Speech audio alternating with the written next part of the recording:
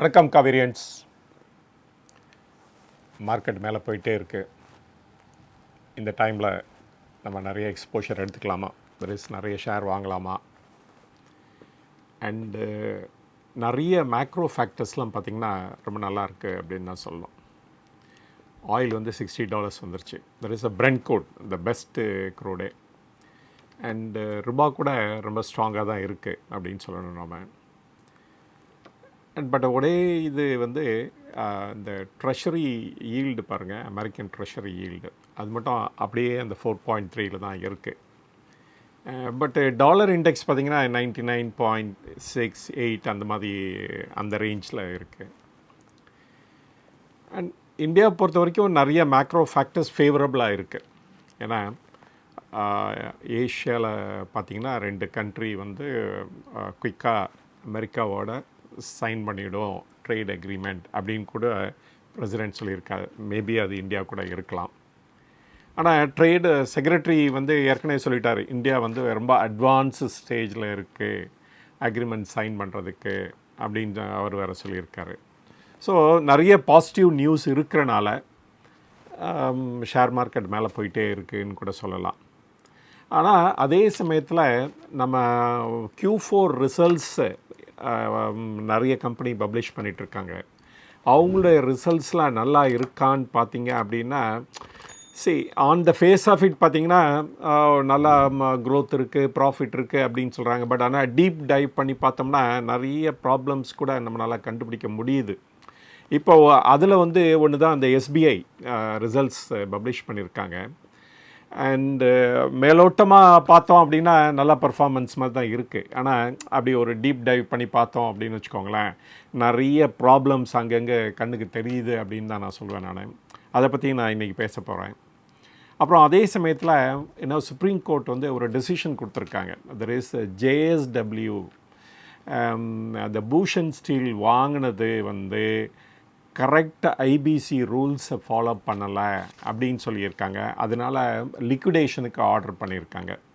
இதில் வந்து பார்த்திங்கன்னா SBI வந்து மேஜர் லோன் கொடுத்துருக்காங்க அந்த கம்பெனிக்கு. So close to about 9,000 crores out of 47,000 crores. அதனால் அது என்ன இம்பேக்ட் க்ரியேட் பண்ணோம் SBI ஃப்யூச்சர் ரெவென்யூக்கு அப்படிங்கிறத கூட பார்க்கலாம். அண்டு அதே 3 விதமாக பார்க்கலாம். The worst case scenario, the best case, இல்லாட்டா பேஸ் கேஸ் சினாரியோ அப்படின்னு கூட எக்ஸாமின் பண்ணி பார்க்கலாம். ஏன்னா நம்மளால் கரெக்டாக ப்ரெடிக்ட் பண்ண முடியாது. அஸ் அன் அவுட் சைடர் அதோட இம்பேக்ட் என்ன இருக்கும் அப்படிங்கிறத கரெக்டாக நம்மளால் சொல்ல முடியாது. ஸோ அந்த 3 கேஸையும் எக்ஸாமின் பண்ணி கூட பார்க்கலாம் இந்த வீடியோவில். அப்புறம் coming to the main issue என்ன அப்படின்னா, இன்றைக்கி வந்து SBIயோட ரிசல்ட்ஸை கூட அனலைஸ் பண்ண போகிறோம். அண்டு இதை வந்து அஸ் யூஷுவல் நம்ம வீடியோவோட அட்டாச் ஆகிருக்கும். அதே சமயத்தில் நீங்கள் வந்து கூகுள் ஷீட்டில் கூட போய் பார்க்கலாம். இதை கூட ஒரு 4-5 விதமாக அனலைஸ் பண்ணியிருக்கேன். எல்லாமே யூஸ்ஃபுல்லாக இருக்கும் அப்படின்னு நினைக்கிறேன். இப்போ வந்து ஏற்கனவே நீங்கள் SBI ஷேர் வச்சுருந்தீங்கனாலும் கூட, இல்லாட்டா வாங்க போகிறதா டிசைட் பண்ணால் கூட இந்த வீடியோ பார்த்துட்டு வாங்கினீங்கன்னா பெட்டர் அப்படின்னு தான் நான் சொல்லுவேன். நான் இப்போ மார்க்கெட் வந்து எல்லா ஷேரும் மேலே போயிட்டுருக்கு, மெனி ஆஃப் த ஷேர்ஸும் மேலே போயிட்டுருக்குன்னு தான் சொல்லணும். அண்டு அந்த மேலே போயிட்டுருக்க ஷேரை எல்லாமே அப்படியே போய் வாங்கினோம்னா நமக்கு பெனிஃபிட் கிடைக்குமா இல்லையாங்கிறதும் நம்ம தெரிஞ்சு வச்சுக்கணும். அதுதான் ரொம்ப இம்பார்ட்டன்ட். அந்த இதில் தான் இதை சொல்கிறேன். After the supreme court verdict வந்த உடனே பார்த்திங்கன்னா இந்த SBIயோட ஷேர் வந்து குறைஞ்சிக்கிட்டே போயிட்டே இருக்குது. இன்றைக்கி அபவுட் 790 அது மாதிரி கோட் ஆகிட்டுருக்கு. அண்டு ஸோ நம்ம கேர்ஃபுல்லாக இந்த அனாலிசிஸை பார்த்துட்டு அப்புறம் டெசிஷன் எடுங்க அப்படின்னு தான் சொல்வேன். அஃப்கோர்ஸ் நான் வந்து ஒரு SEBI ரெஜிஸ்டர்ட் அட்வைசர் கிடையாது. என்னுடைய எக்ஸ்பீரியன்ஸை பேஸ் பண்ணி இந்த அனாலிசிஸ் பண்ணியிருக்கேன். இது வந்து என்னுடைய view of SBI results. And நீங்கள் கூட சொல்லுங்கள் உங்களுடைய வியூ என்ன அப்படின்ட்டு. அதை கமெண்ட்ஸில் கூட தெரிவிங்க. நான் கூட பார்த்து என்ன படிச்சுக்கிறேன். இதை ஷேரை வாங்கணும்னு நினச்சிங்கன்னா ஒரு SEBI ரெஜிஸ்டர்ட் அட்வைசர்கிட்ட கேட்டுட்டு அப்புறம் டிசைட் பண்ணுங்கள். இந்த video for education purpose only அப்படின்னு சொல்லிடுறேன் நான். ஸோ நார்மலாக நம்ம வந்து ஒரு 20 மெட்ரிக்ஸ் பேஸ் பண்ணி தான் ஒரு பேங்க் அனலைஸ் பண்ணுவோம். Like deposit, advance, CD ratio, then net interest income, அவங்களுடைய ஜிஎன்பி எப்படி இருக்குது, அந்த மாதிரி நிறைய பேராமீட்டர்ஸ் வச்சுட்டு நம்ம ஜட்ஜ் பண்ணுவோம் எப்படி இருக்குது அப்படிங்கிறத. ஸோ இதில் வந்து ஒரு ஃபியூ பேராமீட்டர்ஸ் மட்டும் பார்த்து நான் எக்ஸாமின் பண்ணி என்னுடைய கண்ணோட்டத்தில் எப்படி அது அப்பியர் ஆகுது அப்படின்னு மட்டும் சொல்லிடுறேன் நான். இப்போ டெபாசிட்ஸ் பார்த்திங்கன்னா க்ரோத் இருக்க தான் செய்யுது, அதே மாதிரி அட்வான்ஸஸும் க்ரோத் இருக்குது. பட் எதுவும் அடிக்குவேட்டா அப்படின்னு பார்த்தோம்னா தென் அடிக்குவேட் இல்லை அப்படின்னு தான் சொல்லணும் நம்ம. அண்டு இப்போ பாருங்கள் 53,82,000 and odd crores is a deposit.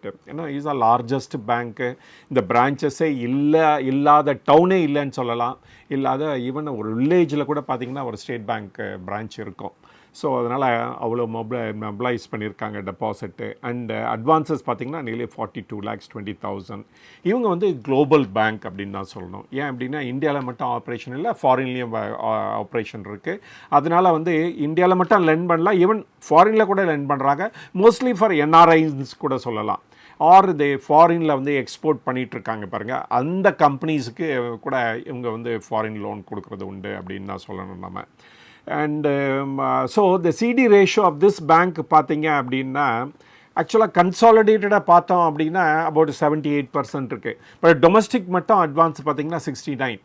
So ஃபாரினில் அட்வான்ஸஸ் பார்த்தீங்க அப்படின்னா நியர்லி 287% ஆஃப் த டெபாசிட் கொடுத்துருக்காங்க. பட் ஓவராலாக பார்த்தீங்கன்னா 78. ஆர்பிஐ கைட்லைன்ஸ் என்ன சொல்லுது அப்படின்னா அட்வான்ஸஸ் எவ்வளோ இருக்கணும் அப்படின்னா 75% ஆஃப் த டெபாசிட் அப்படின்னு சொல்கிறாங்க. இது வந்து கைட்லைன் தான், நாட் அ மேண்டேட்ரி ரிக்குவயர்மெண்ட். அதனால் நார்மலாக வந்து பேங்க்ஸ் வந்து இதுக்கு மேலே தான் லெண்ட் பண்ணிகிட்ருக்காங்க. இப்போ ப்ரைவேட் பேங்க்ஸ்லாம் பார்த்திங்கன்னா ஈவன் 100% கூட போயிருக்காங்க. ஈவன் 92 இல்லை ஐசிஐசிஐ, ஆக்சிஸ் பேங்க் அப்படிலாம் பண்ணிகிட்ருக்காங்க. பட் எல்லாருமே குறைச்சிட்டே வந்துட்டுருக்காங்க.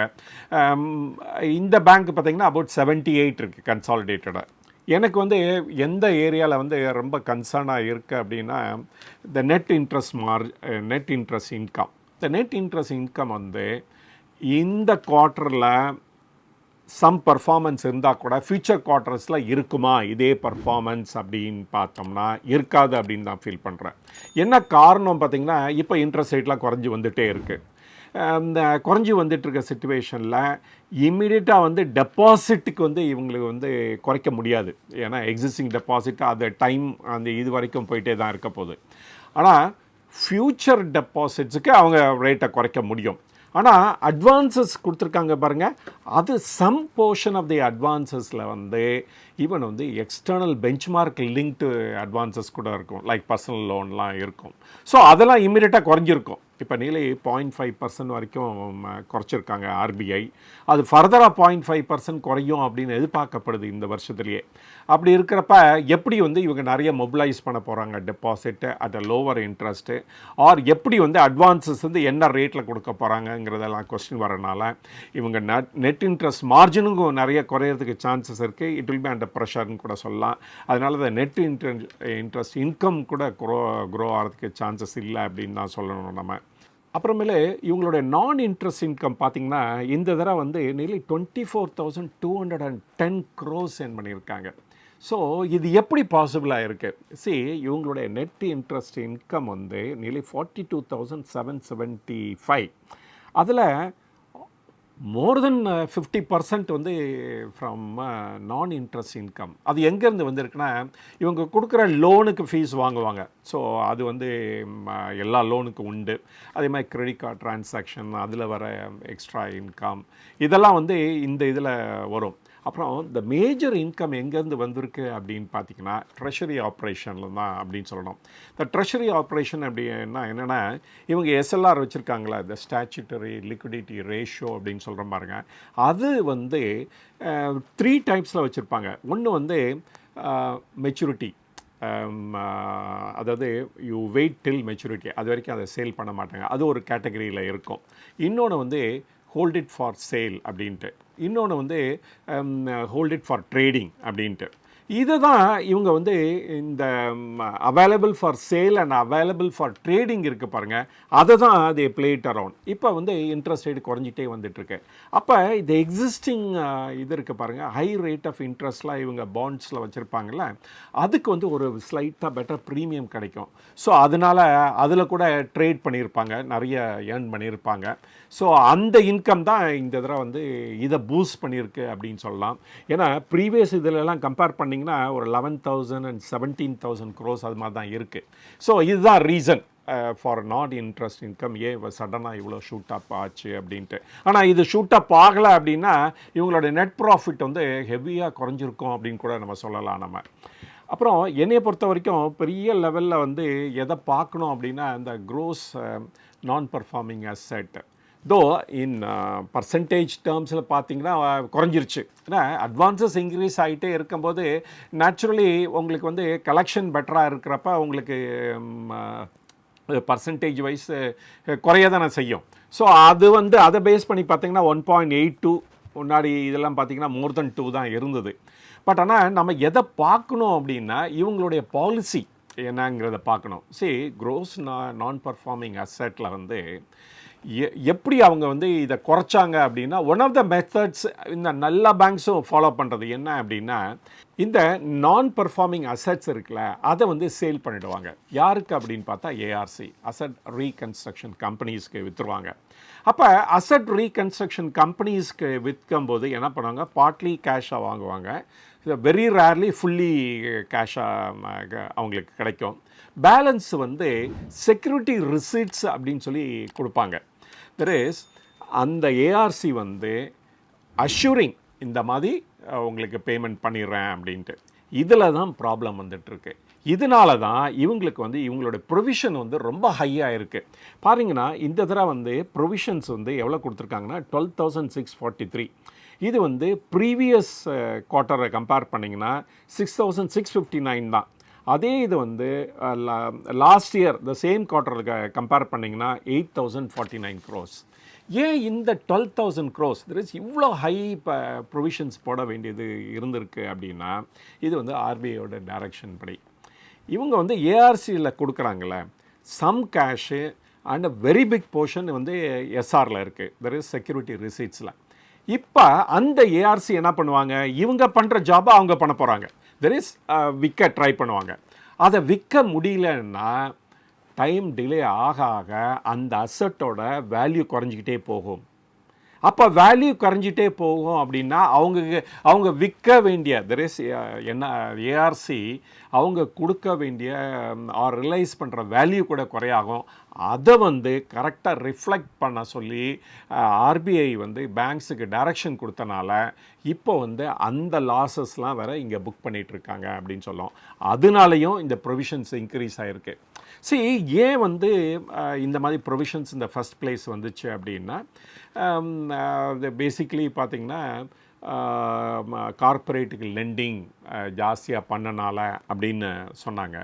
ஆனால் இப்போ அதுலேருந்து விடுபட்டு இன்றைக்கி வந்து மோஸ்ட்லி ரிட்டைல் லெண்டிங் தான் பண்ணுறாங்க. இப்போ அந்த ரிட்டைல் லெண்டிங் ரேஷியோ பார்த்திங்கனால ஷாக்கிங்காக இருக்கும். லைக் ரிட்டைல் லெண்டிங்கில் வந்து இன்றைக்கி வந்து 41% ஆஃப் த டோட்டல் அட்வான்சஸ் போயிருக்கு.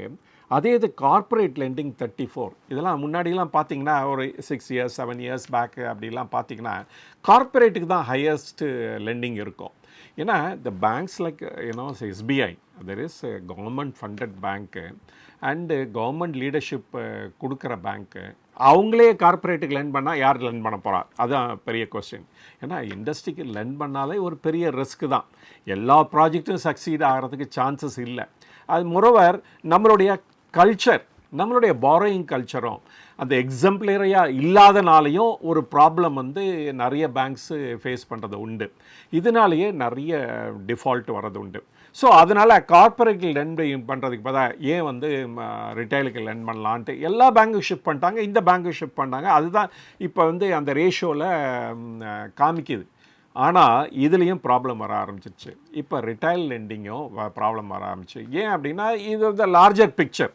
தெர் இஸ் மைக்ரோ ஃபைனான்ஸ் லெண்டிங்காக இருக்கட்டும், இல்லாட்ட வந்து பர்சனல் லோன் லெண்டிங்காக இருக்கட்டும், இதெல்லாம் வந்து எக்கானமி ஸ்லோ டவுன் ஆகும்போது நிறைய பேர் will be thrown out of the jobs, இல்லாட்டா அண்டர் பெய்டாக இருப்பாங்க, இல்லாட்டா ஹை இன்ஃப்ளேஷனால் இவங்க கையில் வந்து சர்ப்ளஸ் இல்லாமல் போயிருக்கோம், அதனால் லோனை ரீபே பண்ணாமல் போயிருப்பாங்க. அதனால் இப்போ முன்னாடி என்ன கார்ப்பரேட்டில் பார்த்தோம் அப்படின்னா லோனில் அது வந்து இன்றைக்கி வந்து ரிட்டைன் லோனுக்கும் வர ஆரம்பிச்சிச்சு. இது வந்து இந்த பேங்க்குக்கு மட்டும் இல்லை, நிறைய பேங்க்குக்கும் இருக்குது. இதனாலேயும் ப்ரொவிஷன்ஸ் வந்து இன்க்ரீஸ் ஆகிடுச்சுன்னு சொல்லலாம். அதனால் வெதர் வந்து ஷிஃப்டிங் கார்ப்பரேட்லேருந்து ரிட்டைலுக்கு ஷிஃப்ட் பண்ணது கரெக்டாக அப்படி இல்லையா அப்படின்னு பார்த்தோம் அப்படின்னா நல்லா கரெக்டாக இருக்கிற மாதிரி எனக்கு தெரியல அப்படின்னு தான் சொல்லணும் இந்த ரிசல்ட்ஸை வச்சுட்டு. இது போக போக இம்ப்ரூவ் ஆகுமா, இல்லாட்டா இந்த இது வந்து இந்த ப்ராப்ளத்தை விடுபட்டு வருவாங்களா அப்படின்னா இன்னும் வந்து நம்ம கண்ட்ரி வந்து விடுபட்டு வரல. இந்த ட்ரம்ப் டாரிஃப் அந்த இஷ்யூலேருந்து இன்னும் விடுபட்டு வரல. அது வந்து it will take some more time அப்படின்னு நினைக்கிறேன். ஏன்னா ஷேர் மார்க்கெட் வந்து ஃப்யூச்சரில் எக்ஸ்பெக்ட் பண்ணி அதை வந்து ப்ரைஸ்லாம் மேலே போயிட்டுருக்கு. ஆனால் ரியல் கிரவுண்டில் ஆன் த கிரவுண்டில் பார்த்திங்கன்னா இன்னும் வந்து நிறைய இம்ப்ரூவ்மெண்ட்டு நடக்க வேண்டியது இருக்குது. இன்னும் வந்து இவங்க வந்து இண்டஸ்ட்ரீஸ் வந்து பாரோ பண்ண ஆரம்பிக்கலை அப்படின்னு தான் சொல்கிறோம் நம்ம. ஸோ அதனால் இந்த ப்ரொவிஷன்ஸ் வந்து இன்னும் கண்டினியூ ஆகும். இதே சமயத்தில் இன்னொன்று ஒரு இம்பார்ட்டன்ட் திங் இப்போ பார்க்க வேண்டியது இருக்குது. என்ன அப்படின்னா JSW இஷ்யூ. JSW இஷ்யூவில் என்ன அப்படின்னா அவங்க வந்து பூஷன் ஸ்டீலை டேக் ஓவர் பண்ணாங்க. எப்படின்னா பாதி கேஷும் அண்டு பேலன்ஸ் வந்து கன்வெர்ட்டிபிள் டிபென்ச்சர்ஸ் கொடுக்குற மாதிரி அவங்க வந்து அந்த அசட்டை டேக் ஓவர் பண்ணாங்க. அதை வந்து NCLT அண்ட் அப்பலேட் ட்ரிபியூனல் எல்லாமே பர்மிட் பண்ணாங்க. ஆனால் சுப்ரீம் கோர்ட் வந்து IBC ரூல் படி இது வந்து நாட் பர்மிட்டட், இது வந்து இமீடியட்டாக கேஷை செட்டில் பண்ணோம், அதுதான் ரூலு. பட் இவங்க வந்து ஒரு சம் கேஷை கொடுத்துட்டு பேலன்ஸு ஃபுல்லாக இந்த மாதிரி கன்வெர்ட்டிபிள் டிபென்ச்சர்ஸ் கொடுத்ததுனால இட் இஸ் நாட் அக்செப்டபிள். அதனால லிக்விடேஷனுக்கு போகணும் இந்த company, there is Bhushan steel வந்து இனிமேல் லிக்விடேஷனுக்கு போயிடும் அப்படின்னு வேர்டிக்ட் கொடுத்தனால யார் வந்து பெரிய லெவலில் அஃபெக்ட் ஆக போகிறாங்க அப்படின்னா ஸ்டேட் பேங்க் ஆஃப் இந்தியா. ஏன் அப்படின்னா இது என்ன ஆக போகுதுன்னு இப்போ தெரியல. ஏன்னா JSW ஸ்டீல் வந்து அங்கே நிறைய எக்ஸ்பேன்ஷன் வேறு பண்ணியிருக்காங்க. இப்போ வந்து அவங்களும் சம் பணம் வேறு கொடுத்துருக்காங்க. அதுக்கு ப்ரொவிஷன்ஸு போட்டதெல்லாம் இப்போ ரைட் ஆஃபும் பண்ணியிருப்பாங்க. அண்டு அதில் நிறைய ரிவர்ஸும் பண்ணியிருப்பாங்க. ஏன்னா 47,000 crores 19,700 crores வரும்னு சொல்லி இவங்க வந்து கணக்கும் காமிச்சிருப்பாங்க. இவங்க வந்து அதுக்கு தகுந்தாப்புல ப்ரொவிஷன்ஸும் மாடிஃபை பண்ணியிருப்பாங்க. இப்போ பாருங்கள், பேக் டு ஸ்கொயர் ஒன் ஆகிடுது.